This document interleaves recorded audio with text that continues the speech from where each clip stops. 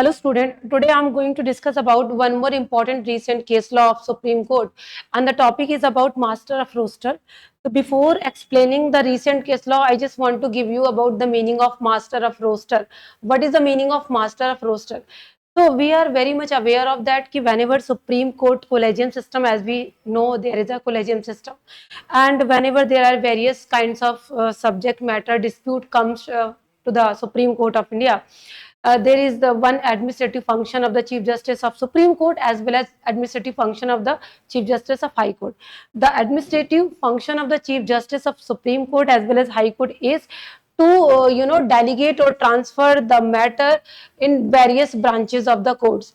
तो master of roster पे जो इशू होता है वो ये है दैट पीपल सेज कि the chief justice of India और the chief justice of high court sometimes distribute the cases to their favourite जजेस according to the subject matter. So today I'm going to discuss with you what is the master roster, what is its effects, what are the objects, and what are the important case laws regarding this master of roster. So before introducing with this recent case law जो अभी recently Supreme Court ने 2024 में किया, and the name of the judgment was Directorate of Enforcement and Others versus Bablu Sonkar, और इस appeal में supreme court ने बोला कि मास्टर ऑफ रोस्टर की जो पॉलिसी है वो कोई एक मेयर फॉर्मेलिटी नहीं है, it is having very impressive, very important, significant effect. Now, before bringing into notion this system, just try to understand what is the meaning of master's roster system in Indian judiciary. So the system of master of roster is prevalent in the Supreme Court as well as High Courts for bench allocation. So remember student, we talk about bench allocation. Bench allocation means to say कि ये एक master of roster system एक ऐसा है जहां पर chief justice of India और chief justice of particular high courts अपनी एडमिनिस्ट्रेटिव फंक्शंस को करते हुए कैटेगरीज ऑफ डिफरेंट बेंचेस में सब्जेक्ट मैटर को एलोकेट करते हैं. This is something which is important. Now अब क्वेश्चन ये आता है कि जो मास्टर ऑफ रोस्टर पॉलिसी है जिसमें chief justice of supreme court of India और chief justice of high court subject matter से रिलेटेड डिस्प्यूट को डिस्ट्रीब्यूट करते हैं various benches of supreme court और हाई कोर्ट में, तो क्या रीजन है, क्यों इनको अलग से प्रेफरेंस देनी पड़ती है?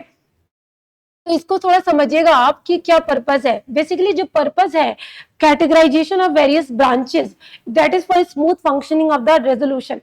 Smooth functioning means to say we know that the judges are having some kind of special interest or special expertise in respect of a particular subject matter.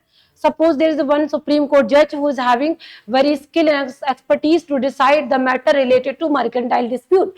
There are some judges who are very much having good qualities and expertise and wisdom related to the disposal of issues related to family affairs. Some are having the knowledge of the constitutional law. तो depending on this special expertise ये काम होता है chief justice का कि वो वहां पर as per their expertise matters को डिस्ट्रीब्यूट करें. Now, the question is about first among equals. Please remember, generally we believe that judges of the Supreme Court और High Court में हमारा पास collegium system होता है. कोई भी जजेस एक जजेस के ऊपर प्रेफरेंस नहीं रखता है, including the chief justice of India. तो हमारे पास जो चीफ जस्टिस ऑफ इंडिया की पोजीशन होती है या chief justice of high court in a particular concern district में स्टेट में जरूरत होती है, उसमें हम कॉन्सेप्ट होता है first among equals. First among equals means all are treated to be equally but chief justice is first among them.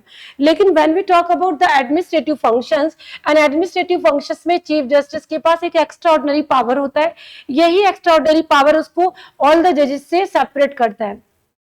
ये एक्स्ट्राऑर्डिनरी पावर बताता है कि चीफ जस्टिस के पास एक वन मोर पावर है that he is having the complete discretion to decide कि किस बेंचेस के पास किस मैटर को डिसोल्यूशन के लिए लाया जाए.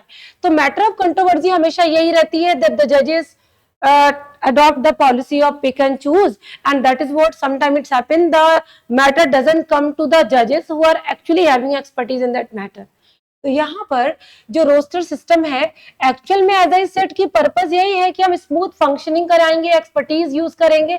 और लेकिन जो डिस्ट्रक्शन ऑफ बात आता है, जिस मैटर ऑफ कैटेगराइजेशन की बात करते हैं, please remember the chief justice of India, the chief justice of concern high court can not decide cannot exercise his discretion in terms of jurisdiction related to pecuniary or territorial jurisdiction. They only decide about the subject matter jurisdiction. Means to say ये decide कर सकते हैं कि अगर मान लीजिए supreme court में there are 3 benches 1 2 3 4 और अगर कोई matter and dispute related to article 25 of constitution of India है तो चीफ जस्टिस ऑफ इंडिया में डिसाइड कि इस मैटर को किस बेंच के पास हम लेके जाएं. It's mean that it is the discretion of the Chief Justice of India to decide whether this matter should come to this bench number 1, bench number 2, bench number 3. But ये जो territorial jurisdiction होता है, territorial jurisdiction में या pecuniary या subject matter related jurisdiction में आप इसको चेंज नहीं कर सकते, लेजिस्लेशन को आप चेंज नहीं कर सकते. So this was all which I was talking about this subject matter categorisation. Now come to the important case laws. First of all, the controversy arises in the case of that was state of Rajasthan versus Prakash Chand in the year of 1998 and there was given the suggestion कि जो high court के chief justice होते हैं इनके पास आपने जो एक power दिया है मास्टर ऑफ रोस्टर का, कहीं ना कहीं वो डिस्क्रिशन डिस्क्रिमिनेटरी हो जाता है and they are adopting it by using pick and choose, giving the favourite जजेस the chance to give the resolution of the matter.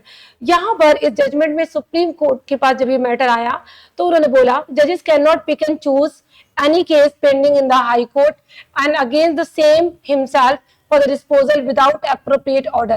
It's mean जो भी मैटर आता है किसी भी हाई कोर्ट में for the purpose of resolution, Chief Justice of India will decide या Chief Justice of concerned High Court will decide कि इस मैटर को कौन सी ब्रांच देखेगा. तो अगर किसी हाई कोर्ट में कोई मैटर इन अपील आता है तो हाई कोर्ट के जजेस अपनी तरफ से डिस्कशन यूज करके मैटर को रिजॉल्व नहीं करेंगे. यहाँ पर chief justice of that concern high court को डिसाइड करने दो कि कौन सी वो बेंच है जो having that kind of expertise to resolve the matter. ये जजमेंट आया state of Rajasthan versus Prakash Chand में, जहां पर इन्होंने बोला कि इनके पास पावर्स होती है that is of master of roster. Now SP Gupta versus of union of India, SP Gupta versus Union of India, as we know that the case is very much popular for the independence of judiciary, जिसमें supreme court ने कहा that judges should function independently, they should not have the external interference. और यहाँ पर master of roster पर भी discussion हुआ and the Supreme Court said that no, master of roster का जो पॉलिसी होती है it does not violate the independency of judiciary. The similar approach has been found in the case of Ashok Pandey versus Supreme Court of India in the year of 2018 and recently at the year of 2018 Shanti Bhushan versus Supreme Court of India में applicant ने फिर से supreme court में इसी master of roster को challenge किया कि master of roster policy जो है वो कहीं ना कहीं डिस्क्रिमिनेटरी हो रही है, इसलिए इस पॉलिसी को हटाया जाए. This policy is giving the immunity, the giving absolute power to the chief justice और ये पॉलिसी को हटाया जाए. सुप्रीम कोर्ट ने इस जजमेंट में वंस अगेन यही डिसाइड किया कि मास्टर ऑफ रोस्टर पॉलिसी में प्रॉब्लम नहीं है, we should give some reformative approach, but यहाँ पर ये जरूरी है for the purpose of administrative function. So basically जो आपका ये सारे जजमेंट्स हैं एक ही चीज को इंडिकेट कर रहे हैं दैट मास्टर ऑफ रोस्टर, ये जो रोस्टर सिस्टम है वो इंडिया में आज भी प्रिवेल करता है और आगे भी इसको प्रिवेल करेंगे. But the question is about that how this system is applied. The system should be applied in a proper and appropriate way. It should not be applied in terms of discrimination. Otherwise, the purpose, जिस purpose से आप master of roster को लेके आए हो, वो purpose frustrate हो जाएगा.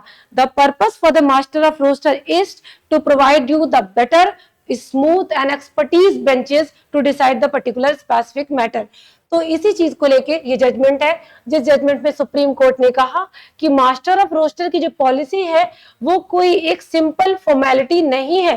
It is not the empty formality. All the judges should adopt it, should follow it in a very proper way. So this was all which has been held in the case which was decided in the year of 2024, Directorate of Enforcement versus Bablu Sonkar. So we can conclude this judgment of the recent case law in one line, that master of roster policy even now by the Supreme Court has been affirmed and there is no lacuna in the system, but the judges should follow it rigorously, not just an empty formality. Thanks for watching.